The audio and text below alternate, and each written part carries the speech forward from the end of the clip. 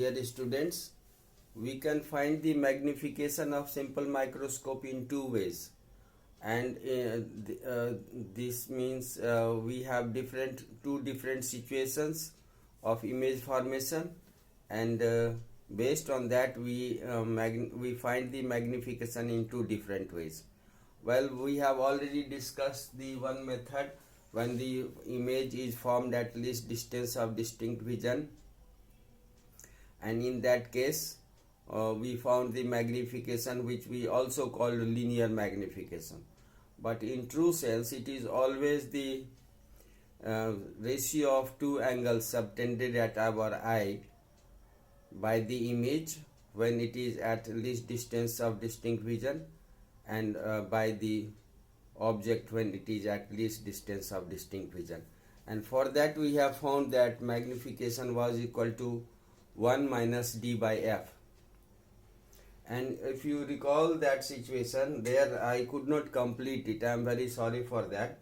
Recall the situation that we were having a convex lens and the object is placed at a distance nearly equal to focal length but slightly less than focal length, so that the image is virtual, erect and enlarged. And due to that, in this situation you can see that the focal length of the convex lens is positive. So when you put the value of d and f in terms of the sign convention, we have d, that is the image distance, because we are assuming that image lies at the least distance of distinct vision, and that is taken to be equal to d, least distance of distinct vision, and that should be negative because we are measuring the image distance against the incident ray, and focal length of the convex lens is positive. So we have linear magnification now represented by 1 plus d by f, because on putting the value for d we have negative sign and for f we have positive, so negative becomes positive. And now we talk about the new situation of in which the image is not formed at least distance of distinct vision. Say for example the object is placed at focus, then its image will be formed at infinity. Now if you talk in terms of the size of the image, then certainly the size of the image will be infinite. So it makes no point, whatever the size of object be, in every case we will have the image size infinite. So it makes no sense, because there will be no difference at all in the size of the final image. And therefore we rather define it like the angle subtended by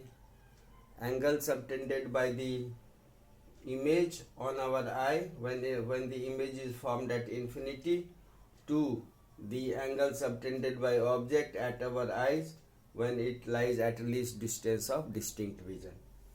And so we define we call it angular magnification. Angular magnification of simple microscope is defined as the ratio of angle subtended by the image on eyes when it lies at infinity. That is one thing. And two, the angle subtended by object at the eyes when it is placed at least distance of distinct vision. Here we have placed the object at least distance of distinct vision, and for that whatever angle this object makes at the eye, that we call theta 0, and if the object is placed at focus, the image will be formed at infinity, nearly at a focal length but slightly less than focal length, so that the image is falling at infinity. And that means the angle made by the final image at the eye will be nothing but the angle made by the object on the eye when it lies at nearly focal length of at a distance nearly equal to the focal length of the convex lens. And so we can write for theta taking a small angles, we can write angular magnification is equal to angle subtended by image when it is formed at infinity on our eyes to the angle subtended by object when it lies at least distance of distinct vision. And if these angles are taken to be very small, we can take it nearly equal to tan theta I by tan theta 0, and tan theta I is nothing but size of image divided by distance. Well, I have just symbolically given it, but we need not talk about it, because if you divide something by infinity, size of image can be also treated as infinity, so infinity divided by infinity makes no sense. But I have simply placed here to give you better vision how we write h0 by f for tan theta I. So if you want to skip this part, that is okay.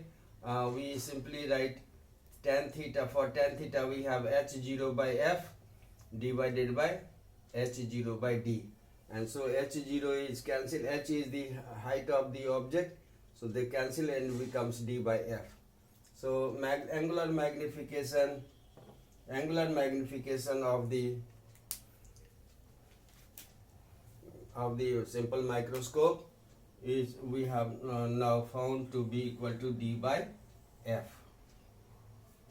And already we have found that linear magnification is equal to 1 plus d by f. Earlier we have derived this relation 1 minus d by f, but on putting the sign of these according to sign conventions, then we get this relation. Now here you see, if you replace d by f by m angular, we get the relation between linear magnification and angular magnification as given over here. So that's all for the magnification of simple microscope.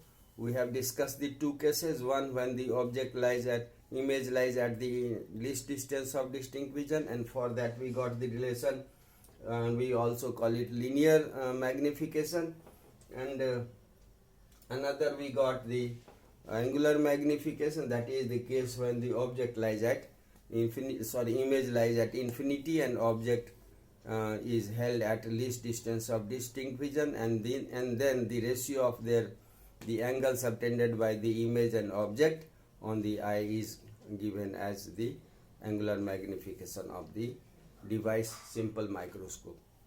Thank you.